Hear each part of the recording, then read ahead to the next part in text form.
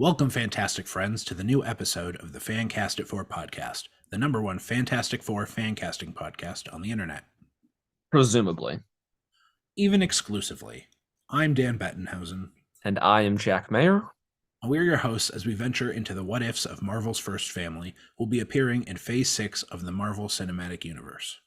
With Matt Shakman set to direct the MCU's Fantastic Four film, we still can explore what it would be like if a different director was behind the camera and who might they cast.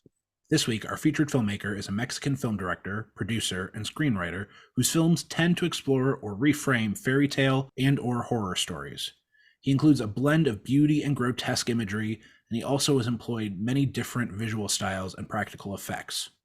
He has won 3 Academy Awards and 3 BAFTAs with films in 3 different categories: Best International Film, Best Picture, and most recently, Best Animated Film. He is a regular collaborator with actors Ron Perlman and Doug Jones, and he, along with friends Alfonso Cuarón and Alejandro Iñárritu, are collectively known as the 3 Amigos of cinema. This week, we are featuring director Guillermo del Toro. Jack, among the other stuff we've just talked about, anything else come to mind when you think about Guillermo del Toro? I mean, it's the visuals. It's gorgeous, gorgeous cinema on any kind of level. Like, I'm going to have a lot more to say when we get into our films for Del Toro, but there's no denying that he is a master of how to create a shot that looks like a painting. And when you think about his creatures, his characters, monsters, like, they're always fascinating to look at. And despite typically employing said practical effects, they look real, or they at least don't look hokey, which I think is very important. Additionally, one thing I find fascinating about him is, while he certainly has some original ideas that he's written, he's also a master at taking established stories like those fairy tales and putting his own spin on it. You don't see a lot of frame for frame, word for word retelling of stories, but he takes the heart of a story and makes it his own.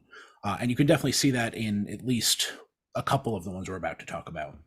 To this day, the movie that I wish I could see that has never been made is his version of The Hobbit. His 2 movies that he was going to make, not 3, but 2 movies with a distinct visual style, different from Lord of the Rings, but still keeping in a similar spirit, but being a little bit more faithful to the book. I don't know if you've seen any of like the concept art from the amount of time that he spent working on his version of The Hobbit, but I think those would have been Academy Award winning films on the level of Lord of the Rings had he made them instead of the crap that we got.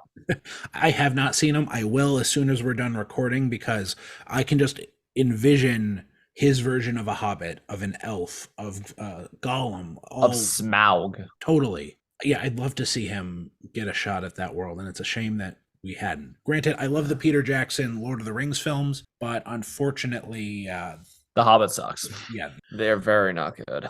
So I think that this is a very good segue into our first segment, which is 4 fantastic films. Here we will discuss 4 great films directed by Guillermo del Toro. We're going to start in 2004 with Guillermo del Toro's Hellboy. Dan, you want to take this one? Yeah, this one came out of kind of nowhere for me. Like, I was not familiar with the source material, the graphic novels that they were based on, and it was a big surprise, very pleasant surprise. You have all those, despite it being like I'd say considered a superhero movie, it is through and through a Guillermo del Toro movie first.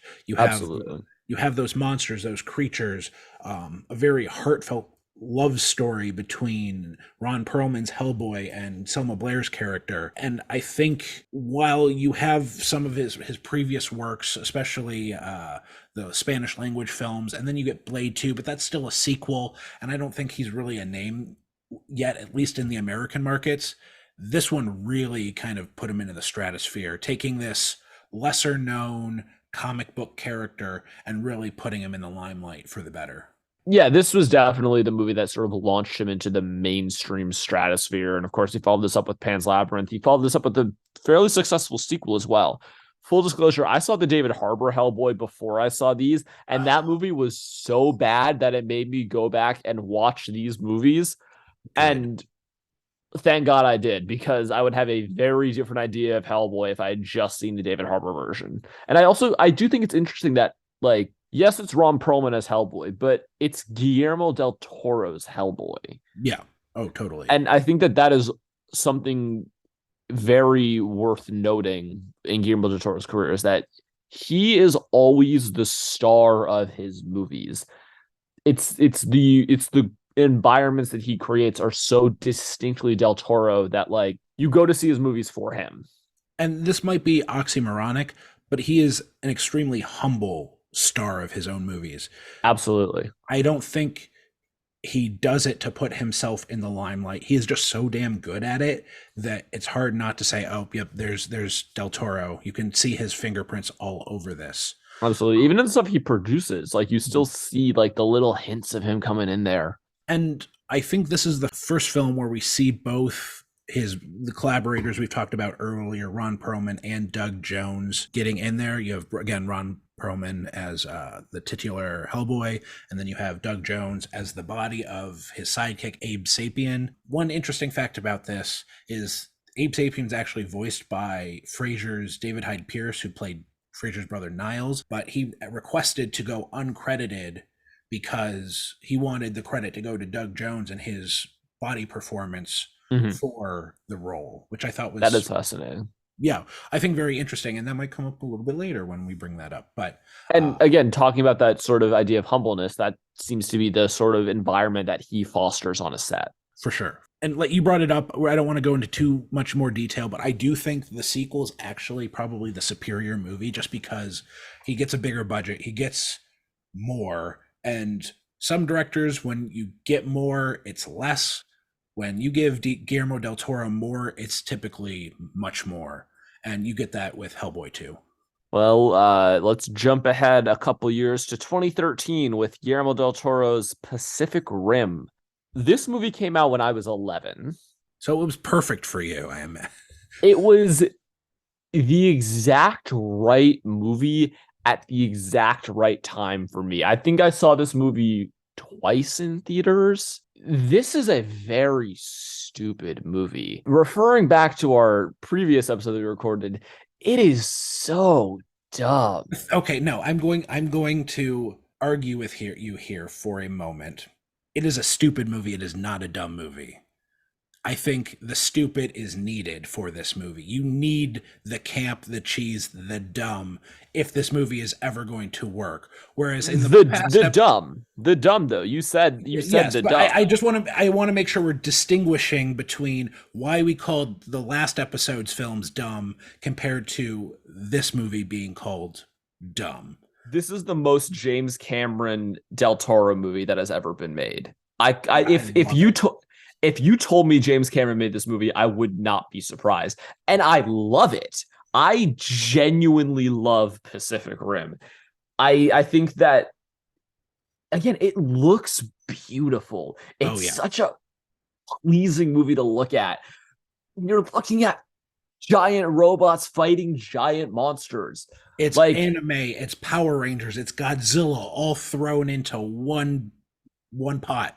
And it's surrounded by people who can't act to save their life. No, but save their life. Charlie Hunnam is terrible in this movie, and I love it. The people who are so committed to it, I think, know what's up. Idris Elba, tonight we're canceling the apocalypse. Perfect. Only he could deliver that line make it so believable. You have Charlie Day as like the spastic scientist, Ron Perlman as like the kaiju organ harvester, and Black Great casting. So good. So good. I'm probably gonna rewatch this movie the next couple days now after talking about this. It's so good.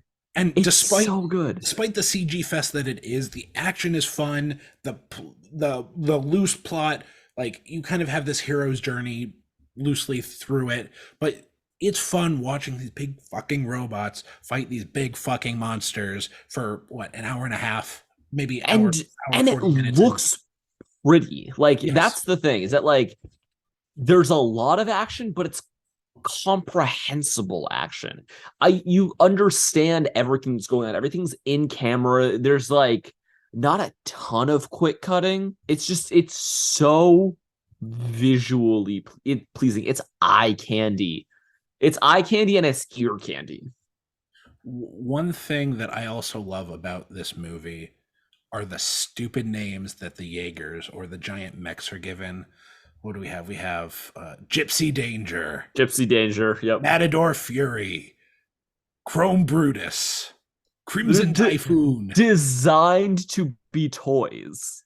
Mammoth Apostle, Echo Saber, Tacit Ronin. I could keep going. I could just list all these names. They're so dumb and I love them. They But literally sound like Power Rangers characters. and Shout out Montyverse. and then I think looking back to Hellboy, this is the perfect example of the sequel not working because Guillermo is not behind in the director's chair now. Mm-hmm. Absolutely. Hellboy 2 worked great. And again, going back to the David Harbour Hellboy, one of two movies I've walked out on in the middle of. I hated it. Really? You walked out of that movie? Yeah, I hated it so much. I mean, it was bad, but I didn't I walk out. We can talk more about why I hated it later. We don't need to bore the audience with it. But with Pacific Rim 2, yeah, it was fun, fine, whatever, but like it had none of the charm. It wasn't Pacific Rim. It wasn't Del Toro's Pacific Rim. No. It had none of his fingerprints over it. It was just same world, not the same heart. Well, if you want to talk about a movie with heart, let's jump ahead to 2017's The Shape of Water, which of course won Best Picture and also won Del Toro Best Director at the Oscars. I have some thoughts on this movie, but I want to hear yours first, Dan. I liked it. Going in, I saw it a little later than when it came. Like it was, I think, a release in theaters. I didn't see it on its initial, but I saw it like right before the Academy Awards were going, so I could try and catch all of them. I enjoyed it. While it certainly is a Del Toro movie, it felt a little different, being more of a love story focus compared to like the action or the horror that you typically get. Those are certainly sprinkled in there, but the relationship between Sally Hawkinson's character and the creature are way more at the forefront. I think my issue isn't necessarily fair because there are, looking at the list of nominees it was up against that year, there are at least 6 movies I probably would rank higher than Shape of Water from that year alone. Maybe 7. I think probably the only one I wouldn't rank above it is 3 Billboards Outside Ebbing, Missouri. Didn't like that movie. Well, that's where we disagree. You would rank Darkest Hour above Shape of Water? Okay, no, that's fair. Okay, fine. That's where I was debating between that one. Fine.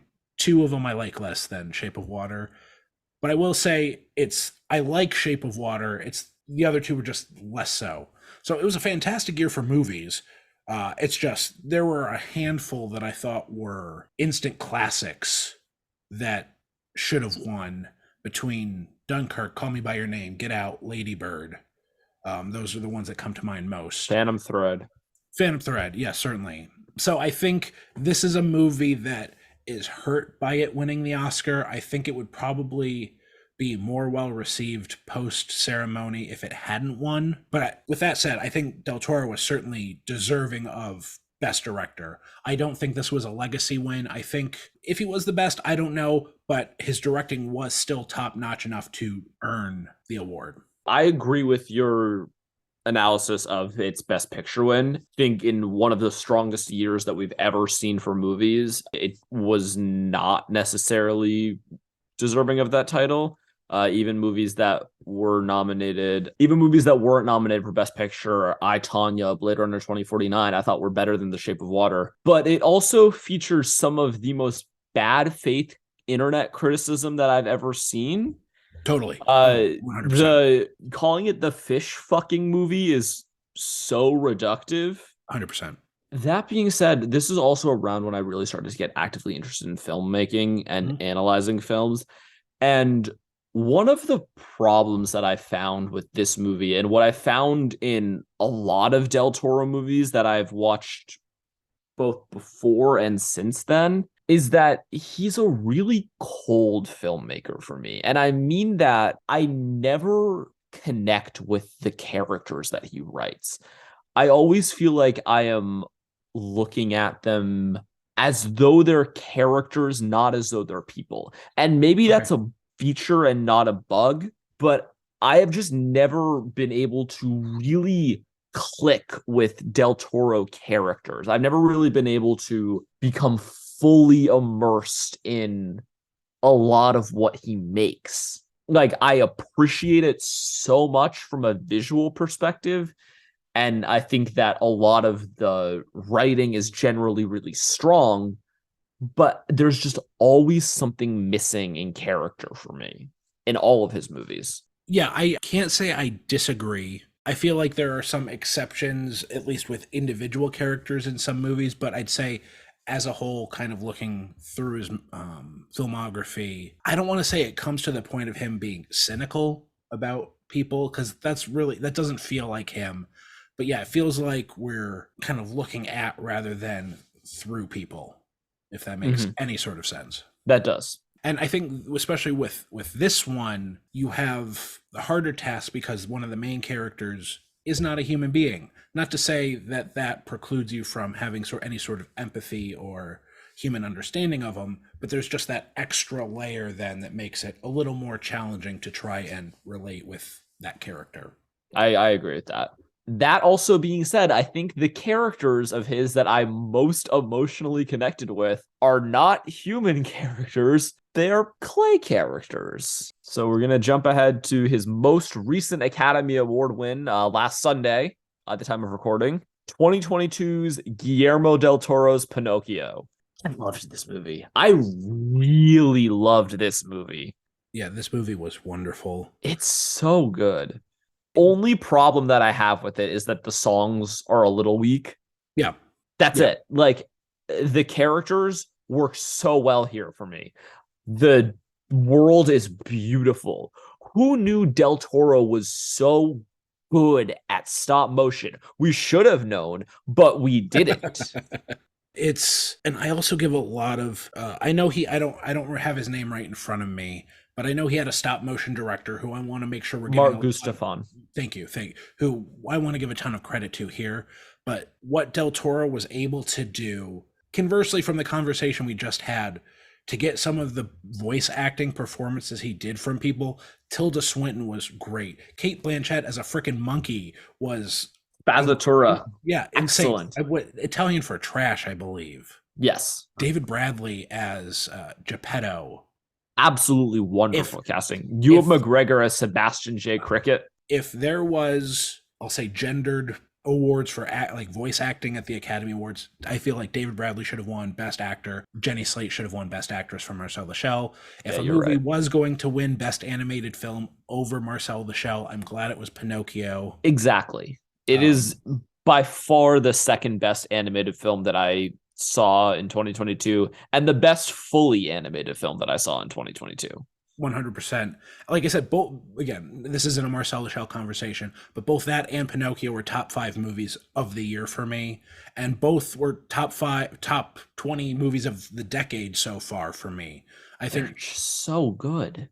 Incredible. And just goes to show the ability that stop motion has. Like, I like plenty of Pixar in the CG kind of animation, but I think there's just a little bit extra magic to well done stop motion that you just can't get. You feel the effort that all of the animators put into it. And the other thing that I really like, and this is small in terms of the movie, but big in terms of what it meant to do this, he put all of the animators in the main credits before the cast. And like, that's just so great. Yeah. That he's just making sure that these people who worked their asses off to make this movie look as wonderful as it did are getting the credit they deserve.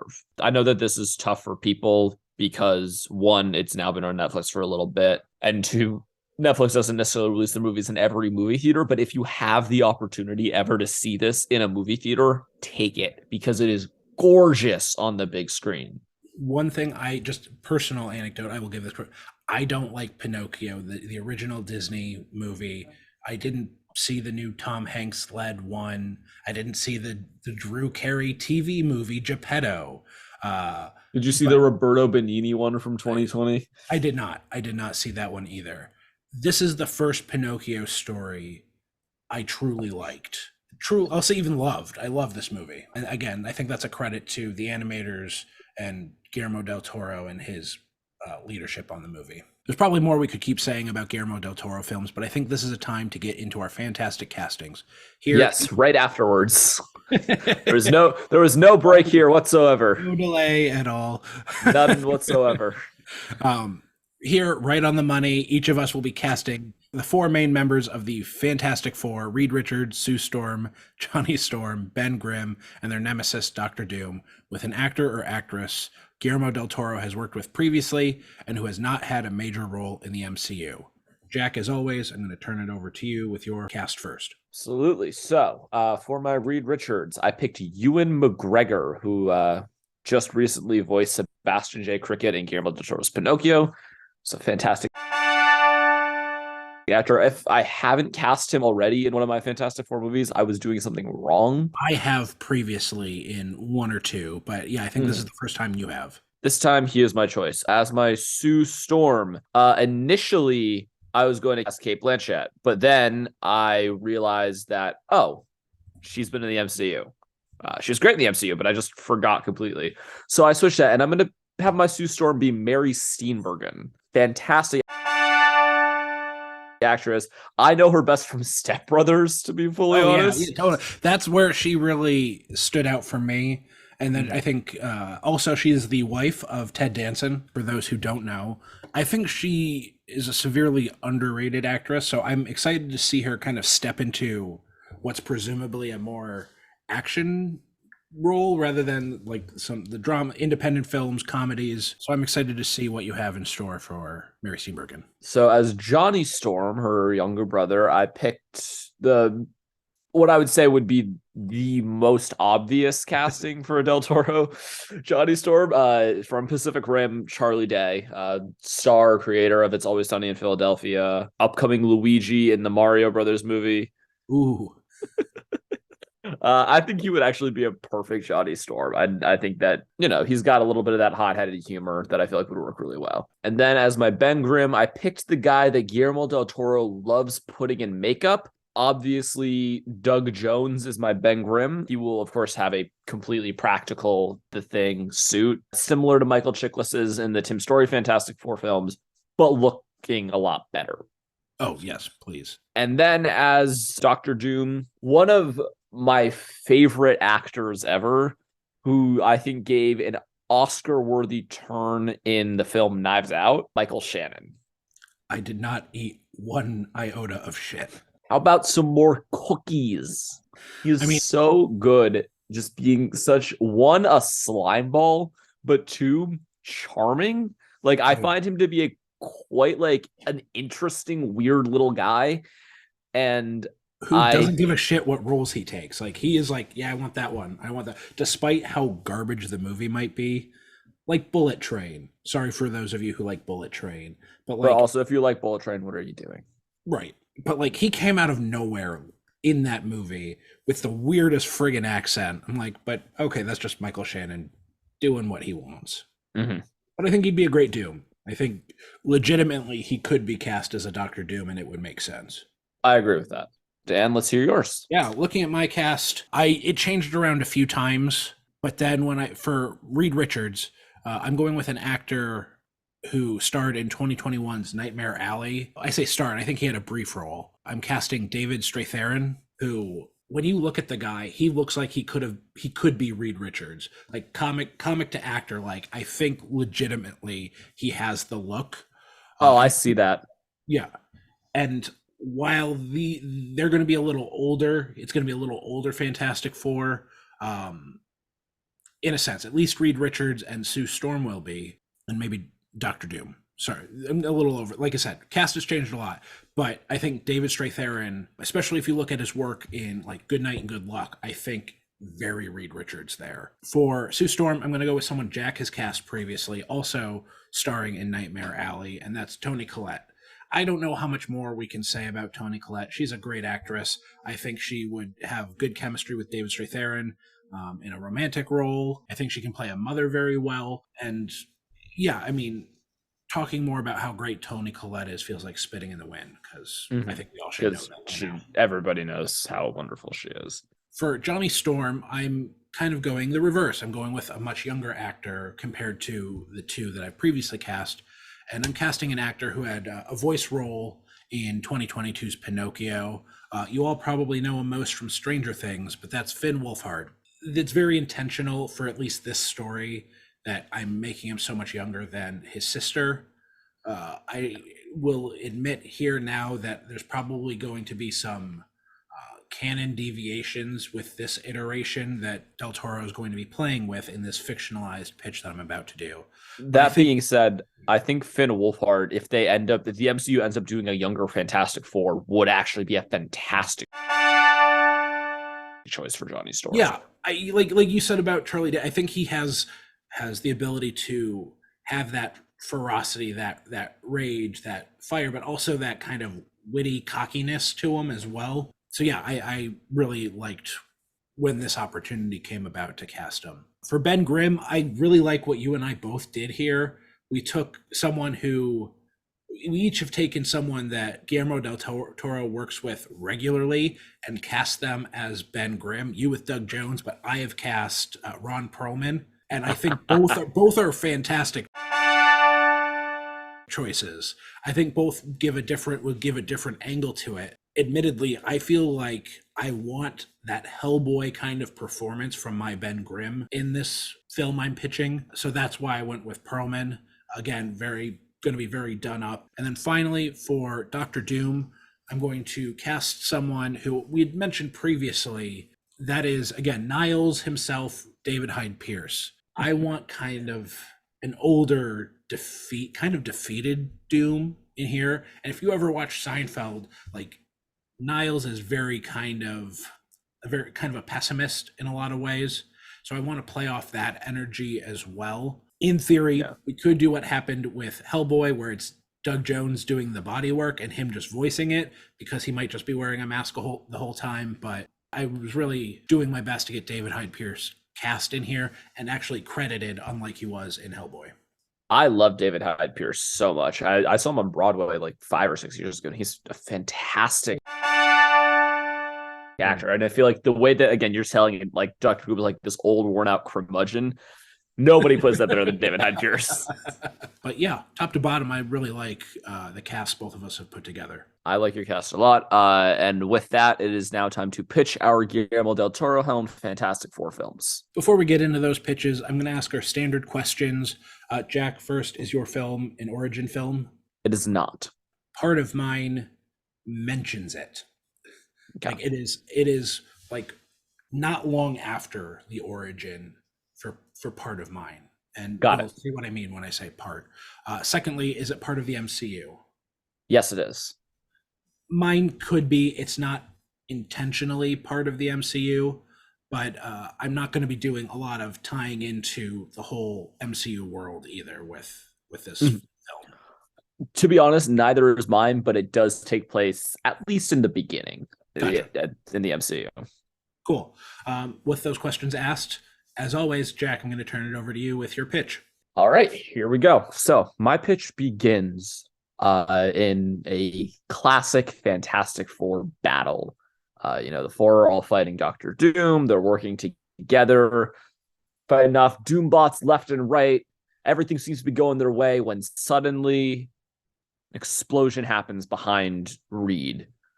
Looks around. Sue looks around. Dr. Doom seems unconcerned with what's going on. His focus is all on the four. Reed's yelling at him to shut something down. We don't know really what's going on. And then suddenly, without warning, every single member of the Fantastic Four is sucked away into a portal. And suddenly, Reed Richards wakes up, looks at his hand. It's clay. We are now in a multiverse where the Fantastic Four and Doctor Doom are claymation. And the rest of the film is going on a super prototypical hero's journey as the four are battling against Doctor Doom and his clay little Doombots, trying to get to their universe. I don't know, Dan, if you're familiar with the TV show Community. Oh, I am. I'm imagining it's very similar to Abed's Uncontrollable Christmas, but also similar to the Adam Driver 2023 classic 65. I was wondering if that was going to come up because I know you just saw that before we started recording, and we've talked about it Just briefly. now. So Yes. So it's like it's a lot like that where it's just the main goal of the film is getting back to this place that will restore them to their MCU universe. But obviously they're fighting Doctor Doom throughout, and there are challenges and obstacles that they face. Of the force split up at a certain point. But we get to the end of Act Two, where it seems like the four are going to come together again. They're going to rally. And then they realize something. Not only are they clay, they don't have control over their actions. It's like they're being maneuvered by someone, like a puppet master. Because, twist, we find out that Puppet Master, played by Michael Stuhlbarg, who was in The Shape of Water, has been controlling this Fantastic Four. and who also had, though he was in the Doctor Strange movies, we are not qualifying that as a major role. He is That was underutilized. not at all a major role. He was in that movie for 2 minutes. Both of them very briefly. Like he is severely underused in those films. Anyway, sorry for interrupting. But also in this universe, he's our puppet master because this is a different multiverse from the MCU. The Fantastic Four figure out a way to start controlling their own actions. They defeat Doctor Doom, they defeat Puppet Master, and they go back to their universe with Doctor Doom in handcuffs, arrested, all that. They get back there and they've returned to humans, or so they think, because they look over, they see that Ben Grimm is still claymation, but he's big now. He's like normal size. He's just claymation.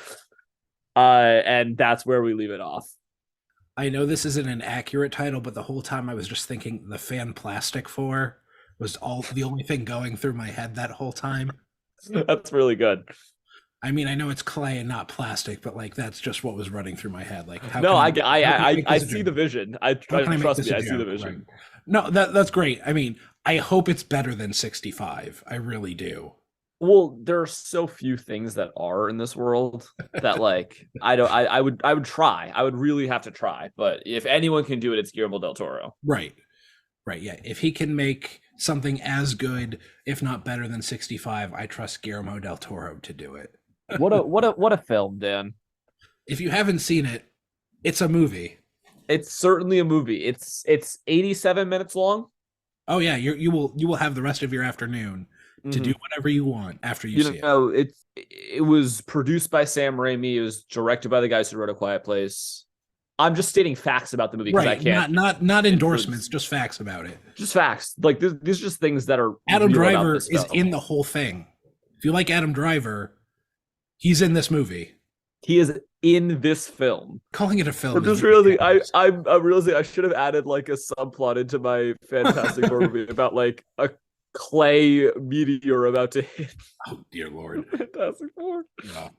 Well, thank you for that pitch, Jack. Like I said, I do hope it lives up to everything we're trying to make it live up to. But for my pitch, we had some similar thoughts, not with the claymation, but maybe with some characters that show up. But as we mentioned before, Guillermo del Toro's won awards for Best Picture, Best International Film, and Best Animated Film. I want to get him an award for Best Live Action Short now. I thought you were going to do Best Documentary. Not even kidding. The Fantastic Four behind the scenes. We are going to do like a 2007 Quentin Tarantino Grindhouse version. So it's two films that are double featured together when you go see them at the theater. Trying to get Guillermo, best live action short now, just to add to his ever-growing list of accolades and honors. Keep the list going. Right. Why not? Imagine what he could do in a short amount of time with what he does in a large amount of time. I think it'd be insane. So for the first story, it's called Heart of Stone, a Fantastic Four story. And this story really focuses on Ben Grimm. Not long after the events of their origin, they go through like the radiation in space, come back with powers. Ben had been in a relationship with someone, but she was too horrified by his look that she left him. So Ben's really down in the dumps, like getting into fights. He's still doing the superhero thing, but like the fact that He's a lot of self-hatred and feeling like no one's gonna, besides, Reed, Sue, Johnny, really are gonna care about him. Really gets him depressed. Eventually, he meets Alicia Masters, this blind sculpture artist who would be played by Rooney Mara, who was also in Nightmare Alley. And really, this whole story is just kind of playing out their relationship, kind of their origin that we get in the comics.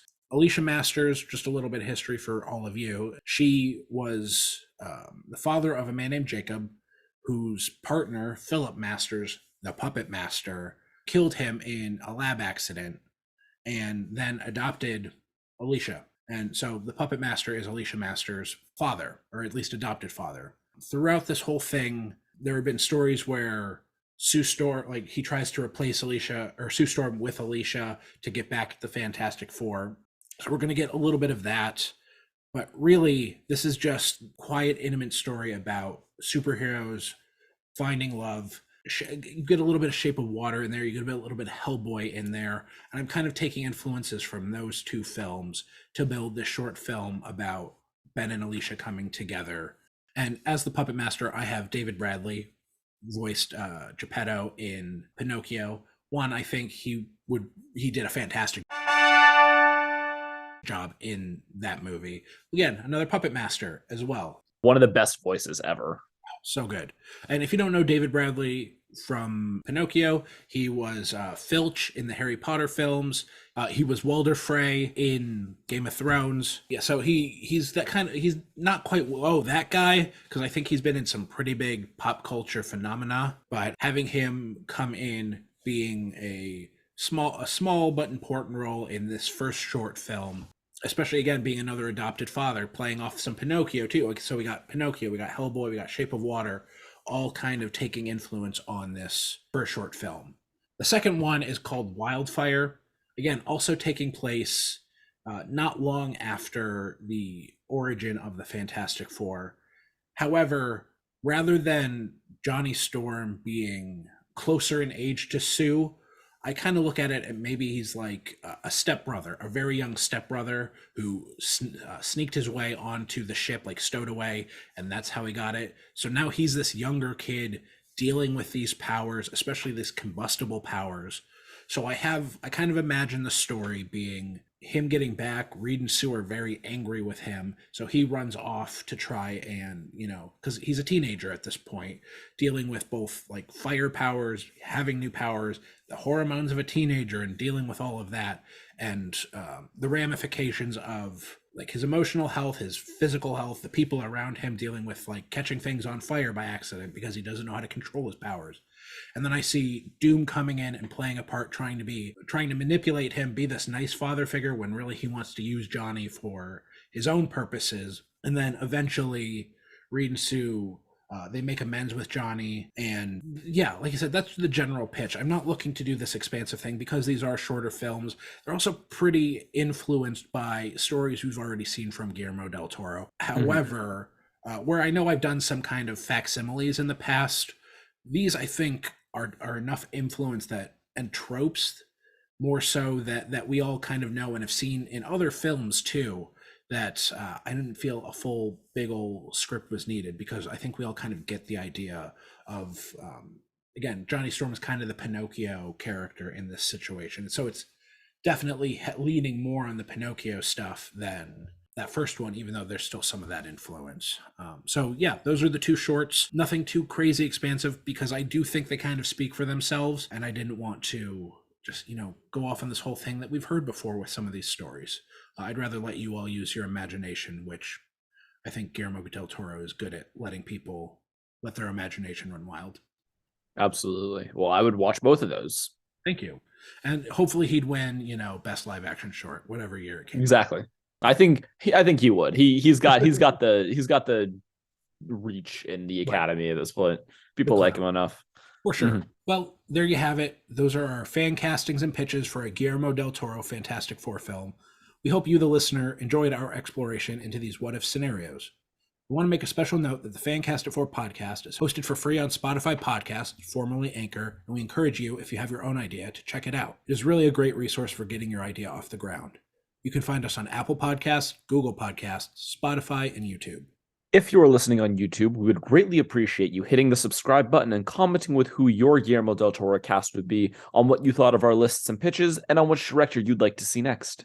I also want to thank Matt Hart and Maddie Gunner for their fantastic theme music they created for us. And I want to thank all of you again for listening. I'm Dan Bettenhausen. And I'm Jack Mayer, and we hope you all stay fantastic.